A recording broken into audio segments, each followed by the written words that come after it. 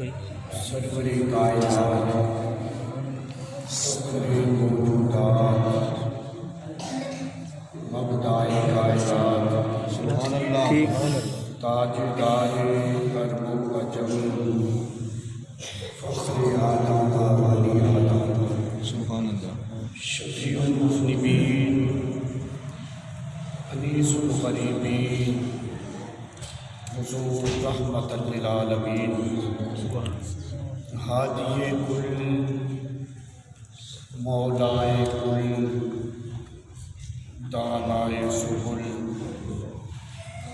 خاتم الرسل آئینہ جمال کبریا احمد مجتبی محمد مصطفیٰ صلی اللہ علیہ وسلم کی ذات مقدسہ پر محبت کے ساتھ بلند آواز کے ساتھ ہدیہ درود و سلام پڑھیے۔ السلام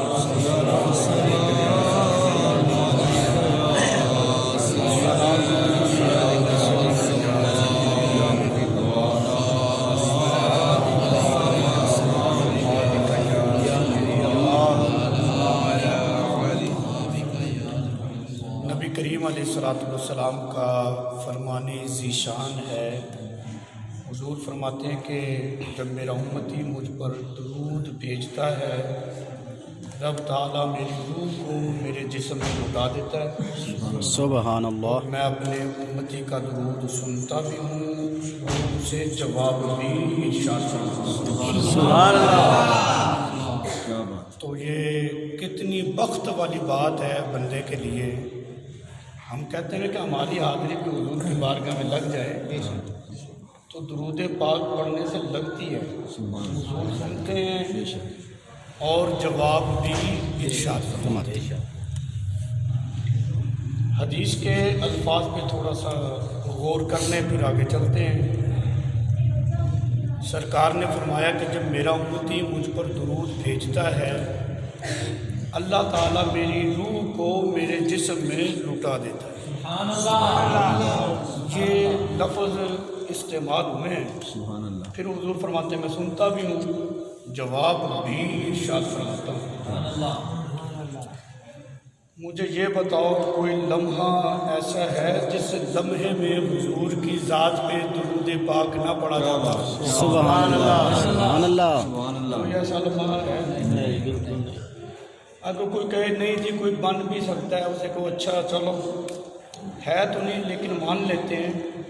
یہ بتاؤ کہ 70,000 صبح اور 70,000 شام کو حضور کے روزے پہ جو فرشتے آتے ہیں وہ کیا کرنے آتے ہیں؟ سبحان اللہ۔ وہ بھی تو درود و سلام ہی پڑھتے ہیں نا۔ بے شک۔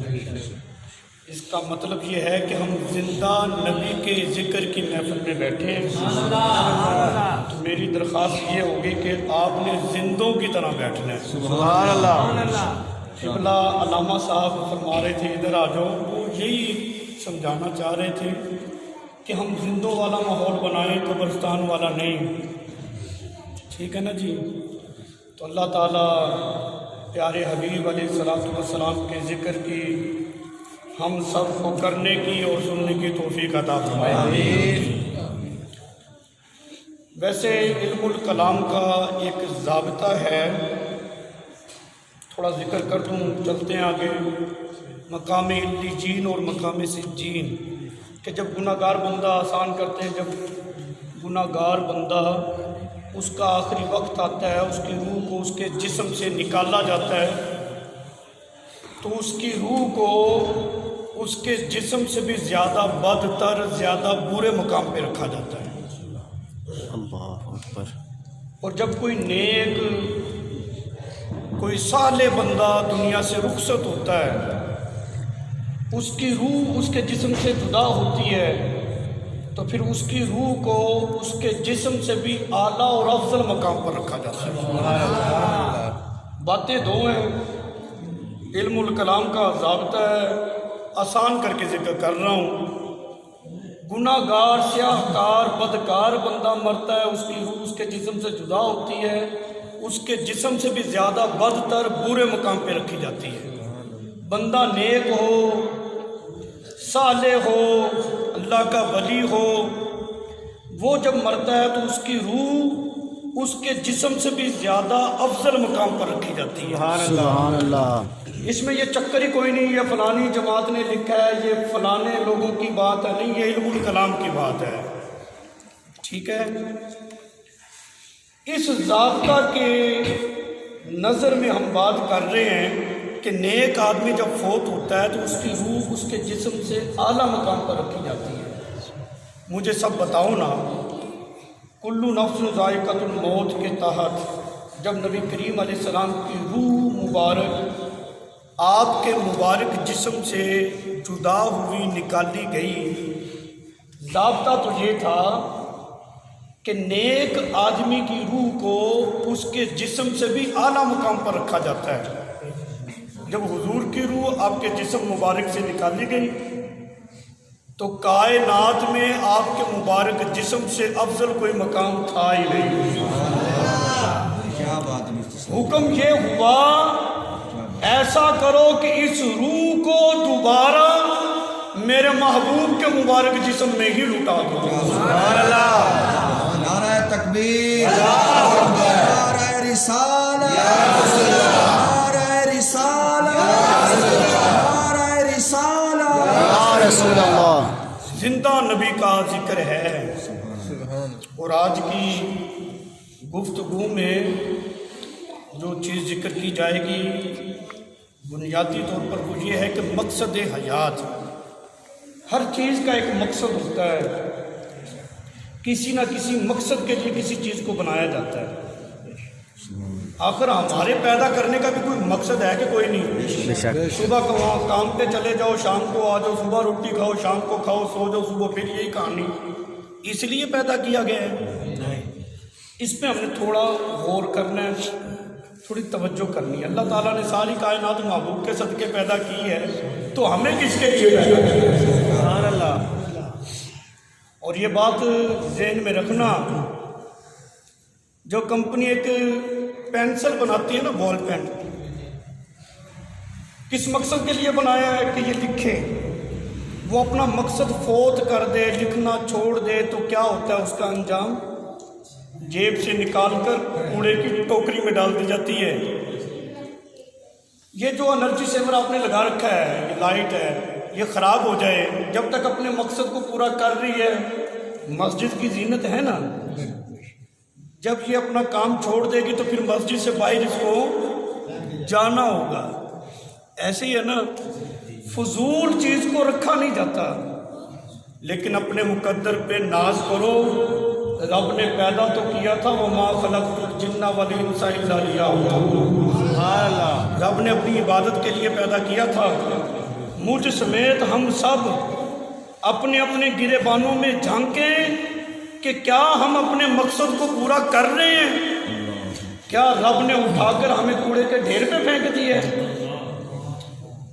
میں کہتا ہوں اتنی عزت اور اتنا مقام ایک مسلمان کو ملا ہے، زندہ ہے تو میرے آقا علیہ الصلوۃ والسلام نے فرمایا ایک بندہ مومن کی شان بیت اللہ شریف سے بھی افضل ہے۔ سبحان اللہ، کتنی عزت اور شرافت نبی کریم علیہ الصلوۃ والسلام نے اپنے امتی کو عطا فرمائی۔ یہ مقام کس طرح ملا ہے؟ ہماری کوئی اپنی کوئی ویلیو ہے؟ کوئی ہم بہت بڑے کوئی تہجد گزار، کوئی عبادت گزار ہیں؟ ایسی بات نہیں ہے۔ یہ سارا مقام اس لیے ملا ہے کہ ہم میرے آقا علیہ الصلوۃ والسلام محبوب خدا کے امتی ہیں۔ کلمہ پڑھنے سے یہ مقام ملا ہے۔ اچھا، جانور بھی مرتے ہیں نا، جب زندہ ہوتے ہیں تو کتنا مقام ہوتا ہے، ان کی سیوا کی جاتی ہے۔ تو وہی جانور جب مر جاتا ہے تو کیا ہوتا ہے؟ کھینچ کے کوڑے کے ڈھیر پہ پھینک دیا جاتا ہے کہ نہیں؟ کیا ہمارے ساتھ ایسا ہے؟ وہ جانور تو اپنا مقصد پورا کرتا ہے، ہم کیا کر رہے ہیں؟ ہم بھی تو اپنا دیکھیں۔ مر جائیں، ساری زندگی ایمان کے پیچھے کھڑے ہوتے ہیں، جب مرتے ہیں تو اسلام اور دین بندے کو یہ مقام عطا فرماتا ہے کہ مرنے کے بعد پھر اس کا پروٹوکول یہ ہوتا ہے، اس کی عظمت و شان یہ ہوتی ہے، امام کو بھی حکم ہوتا ہے کہ تم پیچھے ہو جاؤ، اس مسجد کو آگے رکھو۔ سبحان اللہ۔ یہ دین نے مقام دیا ہے۔ سبحان اللہ، سبحان اللہ۔ آج ہم نے بھی سوچنا ہے کہ جس مقصد کے لیے ہمیں پیدا کیا گیا تھا کیا ہم وہ کر رہے ہیں؟ رسول اللہ صلی اللہ علیہ وسلم کے صدقے ہمیں تو بہت کچھ مل رہا ہے، ہم کیا کر رہے ہیں؟ یہ بنیادی چیزیں ہیں جس پر ہم نے غور کرنا ہے۔ قرآن پاک میں آتا ہے وَلَا تَقُولُوا لِمَن يُقْتَلُ فِي سَبِيلِ اللَّهِ أَمْوَاتٌ بَلْ أَحْيَاءٌ وَلَٰكِن لَّا تَشْعُرُونَ کہ جو اللہ کی راہ میں قتل کیا جائے اسے مردہ نہ کہو، زندہ ہے، تم شعور نہیں رکھتے۔ ذہن میں یہ سوال پیدا ہوتا ہے نا، ہو سکتا ہے کہ رائے خدا میں قتل کیا گیا اس کی عظمت کی خاطر کہا ہو، وگرنہ جو زندہ ہو اس کے لیے تو نبض کی حرکت، دل کی دھڑکن، جسم میں خون کی روانی کا ہونا ضروری ہے۔ یہ ساری چیزیں تو نہیں، آکسیجن کا ہونا ضروری ہے۔ من و من مٹی کے نیچے زندہ کیسے ہو سکتا ہے؟ عظمت کے لیے کہا ہو۔ اللہ تعالیٰ نے پھر قرآن میں نازل کر دیا وَلَا تَحْسَبَنَّ الَّذِينَ قُتِلُوا فِي سَبِيلِ اللَّهِ، جو اللہ کی راہ میں قتل کیے جائیں انہیں مردہ سوچ بھی نہیں سکتے۔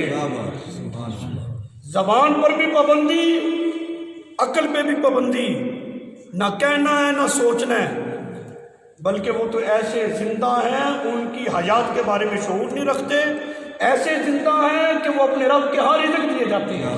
سبحان اللہ۔ اچھا تھوڑی سی بات تاکہ مقصد حیات بھی پتہ چلے، وہ یہ ہے، قبلہ مفتی صاحب موجود ہیں، قبلہ علامہ صاحب سیالوی صاحب موجود ہیں، تمام عشاقان مصطفیٰ۔ بات یہ ہے، یہ نصوص قطعیہ ہیں کہ وہ زندہ ہے، یعنی جو نبی کے دین پہ اپنی جان دے زندہ، جو نبی کے نام پہ مر جائے زندہ۔ اچھا مجھے یہ بتاؤ، جو نبی کے نام پہ مرے زندہ، نبی کے دین پہ مر جائے زندہ، جس نبی کے نام پہ مرنے والا زندہ ہے اس نبی کا اپنا مقام ہے۔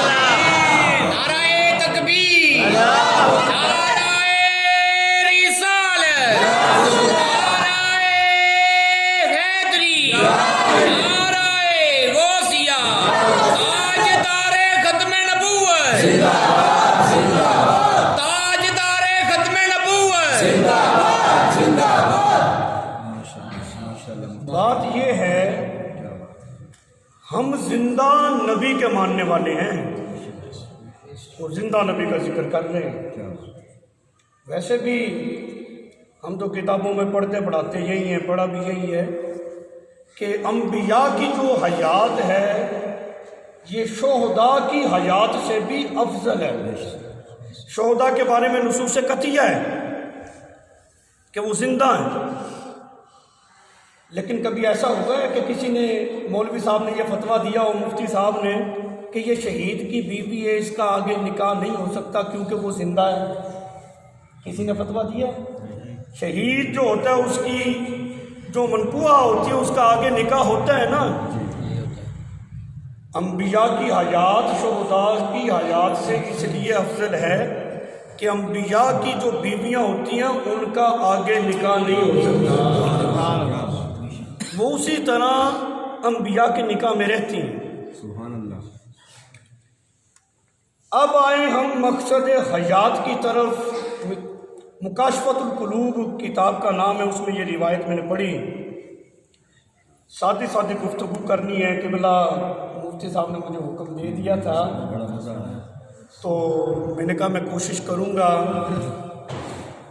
نبی کریم علیہ الصلوۃ والسلام نے فرمایا، غزوہ احد کا موقع جب فارغ ہوئے، سرکار نے فرمایا کہ اے میرے غلاموں، اب ہم چھوٹے جہاد سے بڑے جہاد کی طرف جا رہے ہیں۔ سبحان اللہ۔ صحابہ کرام نے عرض کی یا رسول اللہ صلی اللہ علیہ وسلم، اب ہم کافروں سے لڑے ہیں، جو ہم میں سے مارے گئے شہید ہیں، جو بچ گئے غازی ہیں، اب کون سے بڑے جہاد کی طرف جا رہے ہیں؟ میرے آقا علیہ الصلوۃ والسلام نے فرمایا ہاں ہاں، ہم چھوٹے جہاد سے بڑے جہاد کی طرف جا رہے ہیں۔ وہ بڑا جہاد یہ ہے کہ اب ہم نے اپنے نفس سے جہاد کرنا ہے۔ سبحان اللہ۔ نفس سے جہاد رسول اللہ صلی اللہ علیہ وسلم نے فرمایا یہ جہاد اکبر ہے، سب سے بڑا جہاد ہے۔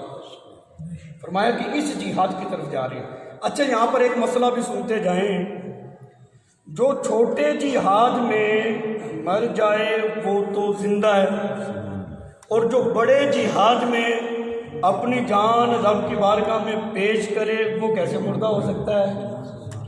بات تو سوچنے والی ہے۔ چلو تھوڑا سا اور آگے چلتے ہیں۔ اہدنا الصراط المستقیم، بڑی لطف کی بات ہے کہ چلا ہم کو سیدھے راستے پر، اہدنا الصراط المستقیم۔ یہ سورہ فاتحہ کے اندر آیت ہے، اور ہر نماز کے اندر اس کا پڑھنا واجب ہے۔ بندہ نماز پڑھ رہا ہے، وضو کر کے آیا مسجد میں، نماز پڑھ رہا ہے، نماز پڑھتے پڑھتے اہدنا الصراط المستقیم، بندے کو کبھی غور بھی کرنا چاہیے، چلا ہم کو سیدھے راستے پر، کیا نماز سیدھا راستہ نہیں؟ سبحان اللہ۔ بندہ با وضو ہو گیا، پاک صاف ہو کے قرآن پاک سامنے رکھا ہوا ہے، تلاوت قرآن کر رہا ہے، پڑھتے پڑھتے اہدنا الصراط المستقیم، کیا تلاوت قرآن سیدھا راستہ نہیں؟ قرآن پڑھتے ہوئے دعا کر رہے ہیں چلا ہم کو سیدھے راستے پر۔ اس کا مطلب یہ ہے، یہ جو ہمارے ذہنوں کے اندر فجور آ گیا ہے نا کہ بس نماز پڑھنی چاہیے۔ دیکھو نا، میں یہ نہیں کہتا کہ نماز نہیں پڑھنی، نماز مسلمانوں پہ فرض ہے، پڑھنی ہے، لیکن یہ غلط بات ہے جو بندہ سارا فوکس نماز پہ کرے، بس جی دین میں نماز یا نماز پڑھو تو نماز پڑھاؤ، اس سے علاوہ کچھ نہیں کرنا تجھے۔ کیا دین سارا نماز ہی ہے؟ اگر دین فقط نماز ہوتا، اس کے علاوہ کسی اور شے کی ضرورت نہ ہوتی، کم از کم نماز کے اندر یہ صورت نہیں ہونی چاہیے تھی جس میں یہ آیت ہے کہ چلا ہم کو سیدھے راستے پر۔ اس کا مطلب یہ ہے کہ جس طرح ہم رب کی عبادت کرتے ہیں، اس طرح بندے پر بہت سارے لوازمات اور بھی ہیں، ان کا بھی پورا کرنا ہے۔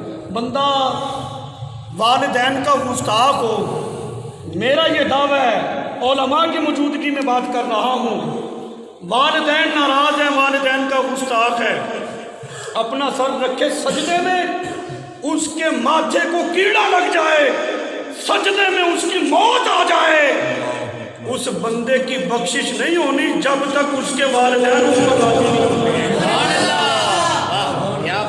تو نے نماز کر لی، بس نماز پڑھو، نماز کا کہتے ہو، ساتھ ساتھ یہ بھی نوجوانوں کو بتاؤ کہ سب سے پہلا مرشد تیرا باپ ہے اور تیری والدہ ہے۔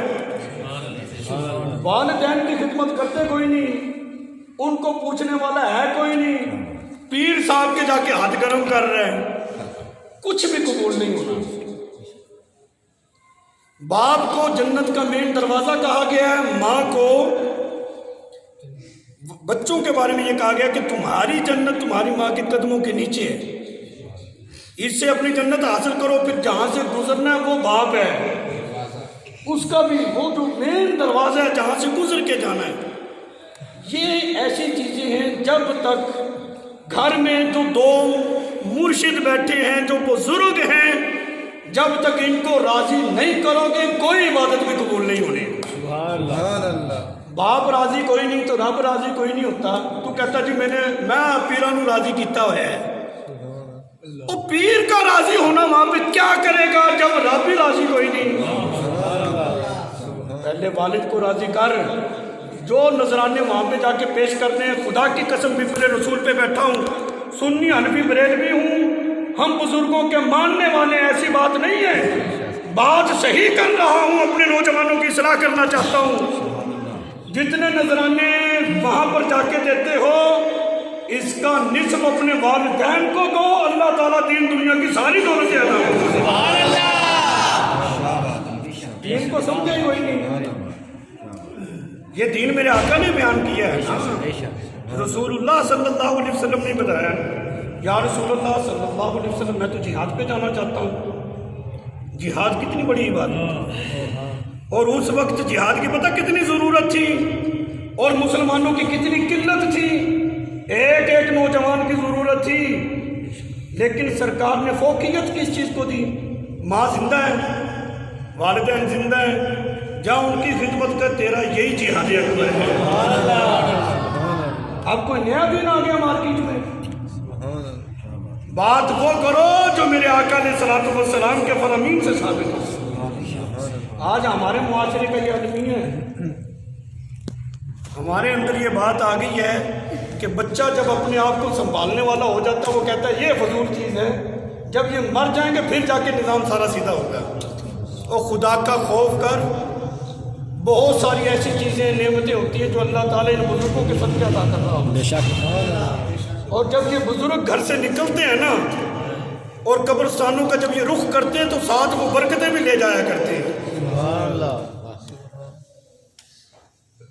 بات بڑی قابل غور، اہدنا الصراط المستقیم، چلا ہم کو سیدھے راستے پر۔ اس کا مطلب یہ ہے ہم اللہ کی بارگاہ میں دعا مانگ رہے ہیں، نماز تک تو آگے، مولا جو چیزیں رہتی ہیں ان پر بھی ہمیں ہدایت دے، اس راستے پہ بھی ہم کو چلا۔ یہ ہو گئی جی سیدھے راستے پر۔ راستہ کن لوگوں کا؟ وگرنہ اس میں بھی بڑا مناظرے ہونے تھے، بڑے بحث مباحثہ ہونی تھی۔ اللہ تعالیٰ نے یہ بھی یہیں پہ ذکر کر دیا، صراط الذین انعمت علیہم، راستہ ان لوگوں کا جن پر انعام ہوا ہے۔ انعام یافتہ لوگ کون ہیں؟ اللہ تعالیٰ نے بڑی کرم نوازی فرمائی، وہ بھی ذکر کر دیا، انعم اللہ علیہم من النبیین والصدیقین والشہداء والصالحین۔ فرمایا انعام یافتہ لوگ، میں زیادہ تفصیل میں نہیں، جو بات کرنا چاہتا ہوں وہ کرنی ہے میں نے یہاں پہ۔ انعام یافتہ لوگ انبیاء ہیں نمبر 1، نمبر 2 صدیقین ہیں، نمبر 3 شہداء ہیں، نمبر 4 صالحین ہیں۔ آپ توجہ کریں، تھوڑی سی آپ نے توجہ لازمی کرنی ہے۔ شہداء تیسرے نمبر پہ تھا نا، اچھا جو تیسرے نمبر پر ہیں وہ تو ہیں زندہ، اور جو پہلے درجے کے لوگ ہیں انبیاء، ان کے بارے میں یہ گمان کیا جا سکتا ہے کہ وہ زندہ کوئی نہیں۔ جو تیسرے درجے کے وہ تو زندہ ہیں، جو پہلے درجے کے ہیں وہ بھی زندہ ہیں۔ صحابہ اکرام نے اپنی زندگیوں کو کس طرح گزارا اور میرے آقا علیہ الصلوۃ والسلام کی تعلیمات کیا تھیں؟ حضرت ابو بکر صدیق رضی اللہ تعالیٰ عنہ، انبیاء کے بعد کائنات میں اگر افضل مقام کسی کا ہے وہ حضرت ابو بکر صدیق رضی اللہ تعالیٰ عنہ، انبیاء کے بعد کائنات میں۔ خوف خدا کیا ہے؟ آج تو جو 2.5 نمازیں پڑھ لیں نا قبلہ، وہ کسی کے ہاتھ ہی نہیں آتا۔ میں پتہ نہیں کتنا بڑا حاجی بن گیا تو کتنا بڑا پتہ نہیں میں نمازی بن گیا۔ عمرہ کر کے آتا ہے، لوگوں کو کہتا جی کی نہ آتا نا نام چھوڑو جی، حاجی صاحب میں کہہ لیا کرو۔ کمال ہے، ہمارے قبلہ وہاں پہ اس طرح ہوا۔ میں کہنے لگا مولوی صاحب تہاڈا کی نام؟ میں کہا جی میرا نام ہی چھوڑو جی، مینوں تسی نمازی صاحب کہہ لیا کرو۔ تو نے ایک عمرہ کیا تو حاجی صاحب ہو گیا، میں 5 وقت نماز پڑھاؤں تو میں نمازی صاحب کوئی نہیں۔ یہ کیا طریقہ چل گیا؟ سب کچھ دنیا کے لیے ہی کرنا ہے، اور کچھ تو اپنے رب کے لیے کر لو، سارا کچھ ہی دکھلاوا ہے۔ اچھا جو بات کرنے لگا ہوں بڑی قابل غور ہے، توجہ طلب۔ کیا بات ہو رہی تھی جی؟ بولو شاباش۔ ہاں جی، اہدنا الصراط المستقیم، یہ تو ہو گئی نا۔ اچھا خیر، انعام یافتہ بات ہے قابل غور۔ نبی کریم علیہ الصلوۃ والسلام، یہ بات جہاں سے یاد آئے کہ میں شروع کر دوں گا، میں اگلی بات شروع کرنے لگا ہوں۔ ہاں، صحابہ اکرام کی تربیت حضور نے کیا فرمائی تھی؟ حضرت ابو بکر صدیق رضی اللہ تعالی عنہ، یہاں پہ ہم تھے جی، میرا ساتھ دیں آپ۔ آپ کا ایک غلام تھا، کھانا لے کر آیا، یہ آپ نے توجہ سے سننا ہے جی، خاص طور پر نوجوان۔ آپ کا ایک غلام کھانا لے کر آیا، حضرت ابوبکر صدیق رضی اللہ تعالیٰ عنہ نے ایک لقمہ اٹھا کر منہ میں ڈال لیا۔ اس غلام نے عرض کی، حضرت آپ کو معلوم ہے یہ کھانا کہاں سے آیا ہے؟ میں منتر جادو وغیرہ کرتا تھا، اس سے جو پیسے حاصل ہوئے اس سے میں یہ کھانا لے کر آیا ہوں۔ حضرت ابوبکر صدیق رضی اللہ تعالیٰ عنہ کا خوف خدا دیکھو، ان کے بارے میں یہ گمان کیا جا سکتا ہے کہ جنتی نہیں، لیکن خوف خدا کا عالم کیا ہے؟ انگلی اپنے منہ میں ڈالتے ہیں، کھانے کی کیا کر دیتے ہیں، پھر ڈالی پھر کیا کر لی، پھر ڈالی پھر کیا، یہاں تک کہ خون آنا شروع ہو گیا کیا میں۔ اللہ، صحابہ اکرام نے عرض کی بس کر دیجیے امیر المومنین، بس کر دیں، آپ نے کون سا جان بوجھ کر کھایا، آپ کو کون سا پتہ تھا؟ آپ نے فرمایا نہیں، ایسا کرو عمر کو بلاؤ، عثمان کو بلاؤ، علی کو بلاؤ۔ صحابہ اکرام آ گئے، آپ صحابہ اکرام کے درمیان یہ عرض کرتے ہیں، فرماتے ہیں کہ بتاؤ رب تعالیٰ ابو بکر کی یہ خطا معاف فرما دے گا؟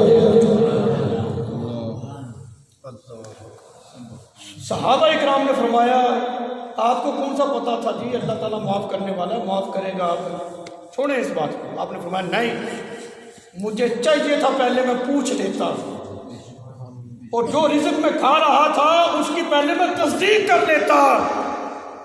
آج ہماری صورتحال کیا ہے؟ یہ ہے میرے آقا علیہ الصلوۃ والسلام کی تربیت یافتہ۔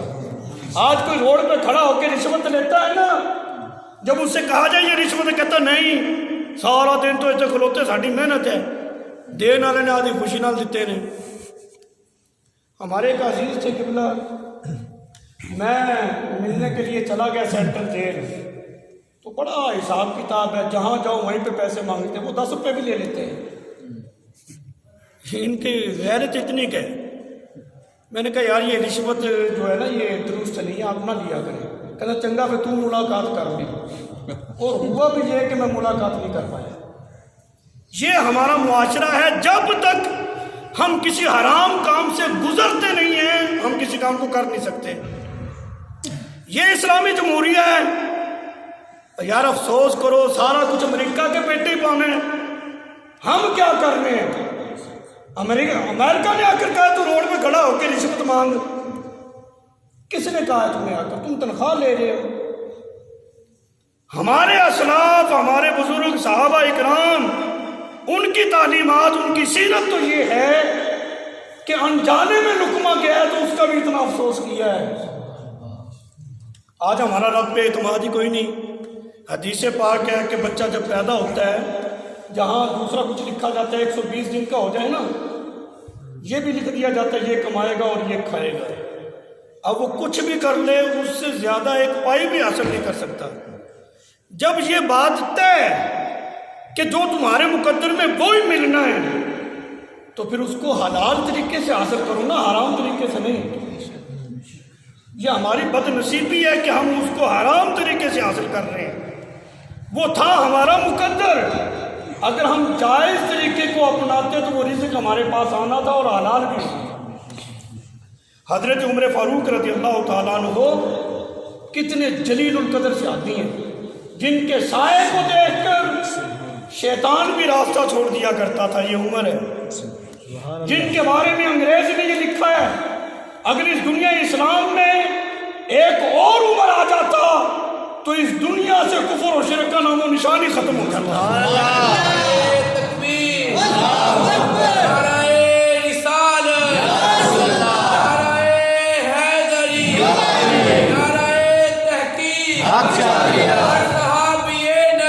جنتی جنتی ہر صحابی نبی جنتی جنتی تاجدار ختم نبوت زندہ باد زندہ باد تاجدار ختم نبوت زندہ باد زندہ باد۔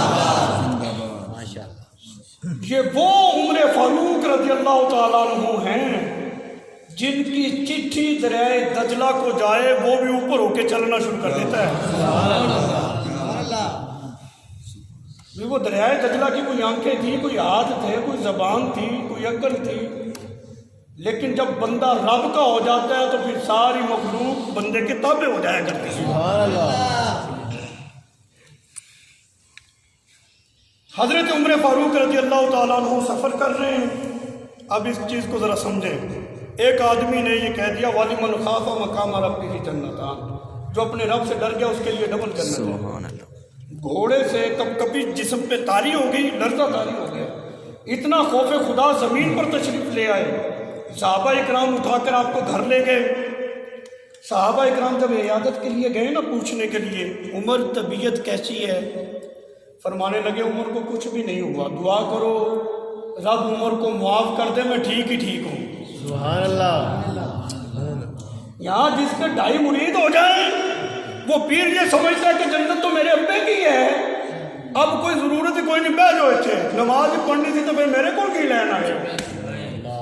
تو یار یہ علمی ہے، اس چیز کو سمجھو۔ حضرت عمر فاروق رضی اللہ تعالیٰ عنہ جیسی جلیل القدر ہستی، بندہ جتنا رب کے قریب ہوتا ہے نا، جتنا نیک ہوتا ہے اتنا اس میں خوف خدا زیادہ ہوتا ہے۔ سبحان اللہ۔ جس کے پاس بیٹھ کر خوف خدا جیسی عظیم دولت حاصل نہ ہو، ہرگز اس کے پاس نہ جاؤ۔ اور جس مرد کلندر کی بارگاہ میں بیٹھ کر بندے کو قبر یاد آ جائے، رب کا خوف پیدا ہو جائے، سمجھ لینا یہ اللہ کا ولی ہے۔